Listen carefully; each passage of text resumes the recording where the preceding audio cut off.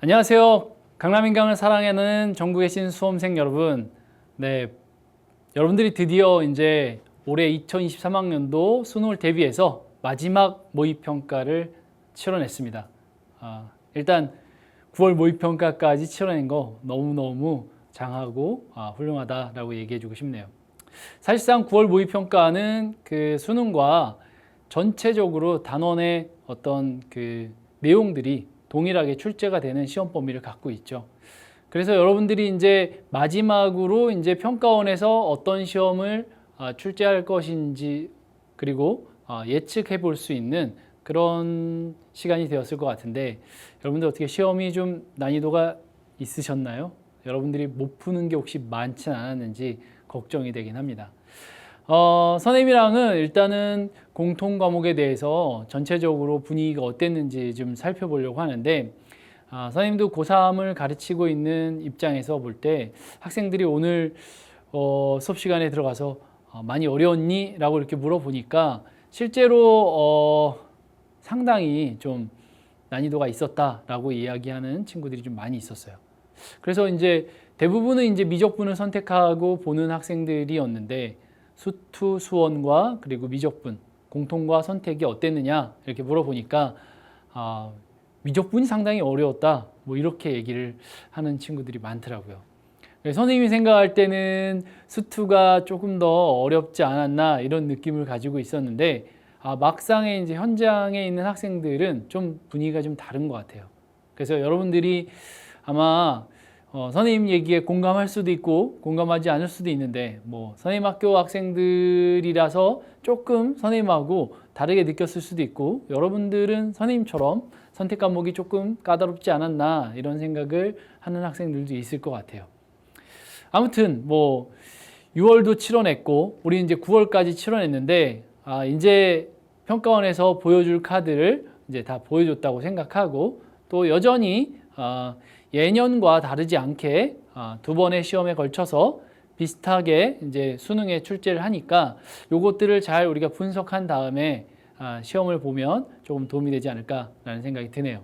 그래서 여러분 오늘은 이제 이번 시간에는 선생님하고 공통 과목 어떻게 출제되었는지 간단히 좀 살펴보고 앞으로 우리가 무엇을 대비해야 되는지 한번 생각해 보도록 할게요.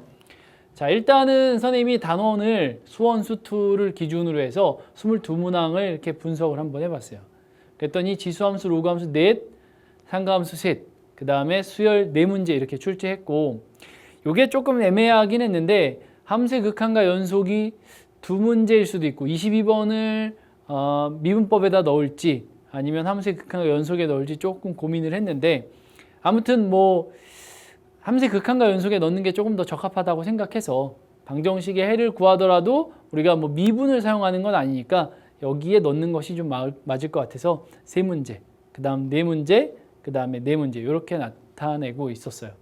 그러니까 뭐 예년과 다르지 않게 출제를 이렇게 했었다라는 게 이제 특징적인 거고요. 뭐 큰 변화는 없습니다. 여러분들이 문제 속에서 하나하나씩 살펴보면 되는데, 여기서 이제 좀 어려운 문제가 있었다라고 얘기하면 아무래도 이제 번호와 이제 굉장히 좀 밀접한 관련이 있는 것들이 이제 어려울 텐데, 즉 22번 같은 게 가장 어려웠겠죠. 객관식에선 또 15번 같은 것들이 이제 좀 어려웠을 것 같아요.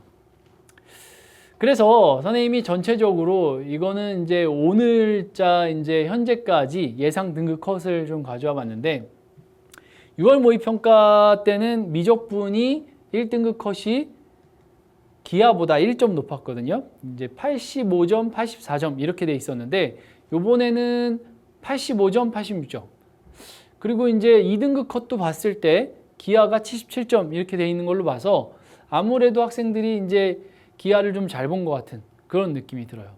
아마 이제 문제가 좀 쉬워서 더 잘 봤을 것 같고, 미적분을 선택하는 친구들이 작년 수능과 비슷한 어떤 경향을 나타내는 걸로 봐서는 뭐 미적분은 평이하게 출제된 것 같은 그런 느낌도 드네요.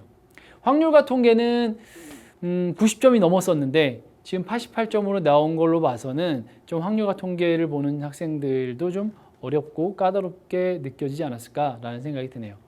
아무튼 전체적으로 아직까지는 뭐 예년의 흐름과 좀 비슷하다고 봐야 되겠죠. 비슷하게 9월 모의평가를 출제를 했다라고 이제 보여집니다. 그래서 여러분들이 이제 체감하는 난이도는 작년에 수능을 안 봤기 때문에 크게 이제 작년과 비교해 보기는 좀 어렵겠지만 그래도 여러분들이 이 정도면은 이제 수능에 가까운 그런 시험이 나왔다라고 생각하시면 좋지 않을까라는 생각이 들어요. 그래서 어떤 문제 가장 많이 틀렸나 봤더니 여전히 이제 22번이 가장 많이 오답률을 보였고 그 다음에 21번, 그 다음 20번. 아무래도 이제 단답형으로 이루어져 있는 저 세 문제가 가장 학생들한테 힘들었다라고 이제 보여지고요. 그 다음에 의외로 13번 문제, 저게 이제 상가함수 문제인데 상가함수 문제를 많이 틀렸어요. 76% 학생들이 틀렸습니다. 그래서 정답 분포를 봤더니 5번이 답인데 3번, 4번 비슷하죠. 그렇죠? 희한하게 여기가 다 비슷한 걸로 봐서는 찍지 않았을까 뭐 그런 생각이 좀 드네요. 보통은 좀 이제 그래도 전체적으로 가장 많이 나오는 게 정답인데 그렇지 않고 이렇게 나왔다는 것은 거의 확률에 입각해서 학생들이 이게 1, 2번은 아닐 거다라고 하고 3, 4, 5번 중에 찍지 않았을까라는 생각이 드네요. 그리고 이제 마지막 5번째 어려웠던 문제가 15번 문제. 이게 수열 문제인데 요건 생각보다 이제 많이 좀 익숙해진 것 같아요. 정답 오답률이 68.1%이고 거의 30% 이상의 학생들이 맞았다라는 것은 이미 이제 그동안 많이 개발된 문제들 그리고 많이 보여준 문제들이 이제 나왔기 때문에 그런 거죠. 그래서 아마 여러분들이 이런 정도의 난이도를 가지고 어려웠던 것들이 이제 있었지 않았나 이런 생각이 듭니다. 그래서 여기서 이제 어려웠던 것들을 좀 어떻게 풀어야 되는지 선생님이 중점적으로 오늘 좀 다뤄줄 거고요. 그래서 여러분들이 이제 실제로 이제 어려웠던 것과 많은 학생들이 어려웠던 것이 어떻게 다른지 그리고 또 내가 한번 다시 짚어볼 문제가 무엇인지 한번 확인했으면 좋겠습니다. 그래서 9월 모의평가 보면 이제 두근두근 이제 한 70여일 남은 그 수능을 앞둔 상황에서 이제 나머지 시간은 어떻게 보내야 될지 항상 좀 고민이 되고 또 마음만 분주하고 뭐 하는 건 없는데 항상 좀 이렇게 쫓기는 듯한 느낌이 좀 들잖아요. 그렇죠? 그래서 하나하나 차근차근 이제 70여일 남은 상황을 우리가 어떻게 준비해야 되는지 다시 한번 여러분한테 리마인드 시켜드릴 테니까 생각해 보시고 그 다음 부족한 게 있다면 그걸 채워가시는 시간이 됐으면 좋겠어요. 첫 번째는 이제 가장 먼저 수능 기출 문제 정리를 좀 하셔야죠. 지금 이제 6월 모의평가 받고 9월 모의평가 받고요. 작년 수능까지 한 적어도 요 세 개의 어떤 기출 문제들은 한번 여러분들이 다시 풀어보시고 또 이미 풀어보고 틀렸지만 틀린 문제들 다시 한번 내가 뭘 틀렸는지 무엇 때문인지 분석하실 필요가 있어요. 그래서 여러분들이 한 번 더 내가 이제 수능 보기 전에 모의평가 정도 완벽하게 이제 정리하고 간다 이런 느낌으로 정리를 한번 하셨으면 좋겠고 그 다음에 출제 경향을 이제 파악하는 건데 출제 경향이라고 얘기하면 이제 대체로 이제 연계율도 있는 거고 그리고 이제 난이도 그리고 어떤 단원에서 좀 어렵게 문제가 나왔는지 전체적으로 한번 둘러볼 필요가 있는데 그거는 이제 강남인강에서 제공하는 6월, 9월 모의평가 선임이 하고 있습니다. 네, 분석 특강을 좀 빠르게라도 한번 들어보시고 여러분들이 이게 지금 6월, 9월이 이런 식으로 문제가 출제되는구나. 우리가 뭐 이렇게 미리 좀 준비하고 대비하면 뭐 굉장히 좀 마음만이라도 좀 편안해지잖아요. 시험장에 가가지고 내가 예상하지도 못한 어떤 그런 문제들이 물론 문제들은 다 처음 보는 거지만 예상하지도 못한 번호에 예상하지 못한 문제가 나오면 그것만큼 당황스러운 일이 없잖아요. 그래서 꼭 분석 특강 한번 들어보라는 얘기를 해주고 싶고 그 다음에 수능 특강하고 수능 완성 연계율은 50%인데 사실상 선생님이 요즘에는 연계에 그게 크게 뭐 방점을 찍어두고 얘기를 하진 않아요. 왜냐하면 거의 내용이 겹치고 내용이 비슷한 것들이 연계 문제에 나와서 그 연계에서 변형을 한다고 해도 크게 다르지 않거든요. 그래서 그리고 또 쉬운 문제 위주로 연계를 내니까 크게 이제 여러분들이 걱정할 건 없는데 그래도 틀린 문제는 다시 봐야죠. 수능 특강 수능 완성에서 그런 스타일의 문제를 좀 변형하는 거니까 조금 더 이것도 안정감을 갖기 위해서 하는 거죠.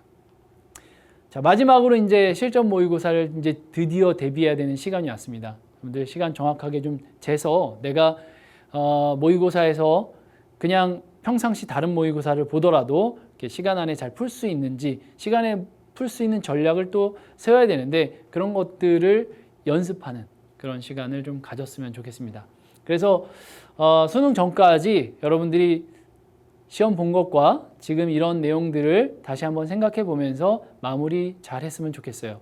그래야 이제 여러분들이 수능 시험장에서 떨지도 않고 그리고 올해 좋은 결실을 맺을 수 있을 것 같습니다. 선생님은 여러분들이 모두 다 만점 받거나 1등급 이상 원하는 점수 받을 수 있도록 열심히 응원하고 있을 테니까 여러분들도 최선을 다해서 오늘부터 다시 뛰는 마음으로 준비해 나가시기 바랍니다. 자, 그러면 선생님은 이어서 공통문항 어떤 문제 나왔는지 해설 특강을 한번 진행해 보도록 하겠습니다. 자, 해설 특강에서 봅시다.